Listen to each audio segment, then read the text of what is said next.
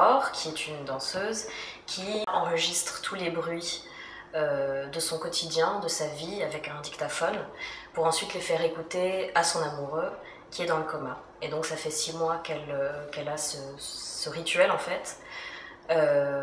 Et donc le film se déroule sur 3 jours où elle va peut-être se demander si elle veut continuer à faire ça encore ou si c'est le moment de passer à autre chose dans sa vie. C'est très particulier en effet que l'héroïne soit danseuse. On ne filme pas la vie des danseurs. D'une certaine manière, on pourrait dire que ce que je disais à Sarah, les danseurs n'ont pas d'identité. Même un nom de danseur sur une affiche, ça n'existe pas. Les gens ne connaissent pas les noms.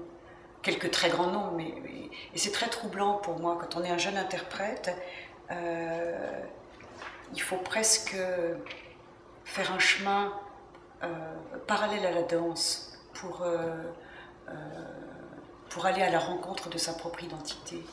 Le fait qu'elle donne une telle importance au silence à travers le coma, c'est-à-dire que dans son histoire d'amour, l'autre est d'une absence absolue. On ne sait même pas s'il va revenir au réel. Et je trouve que ça, c'est extrêmement beau par rapport à la jeune femme, à sa fiancée, qui est danseuse, qui elle-même, d'une certaine manière, est condamnée au silence. Oui. Et je trouve que ce rapport comment on accède au son dans la vie, comment tout d'un coup on s'empare des sons du monde. Alors c'est ce que Sarah a écrit.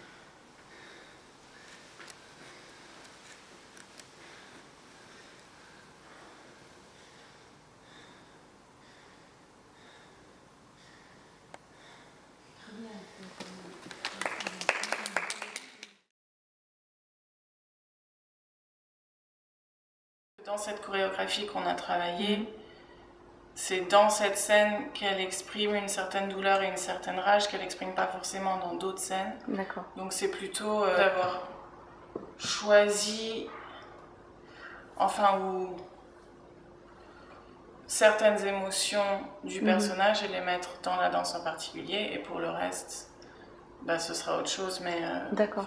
Voilà, un peu. Ça c'était vraiment un choix conscient de ma part, et je me suis dit, il faut vraiment faire quelque chose en fait qui casse tous les clichés et faire quelque chose de très sauvage.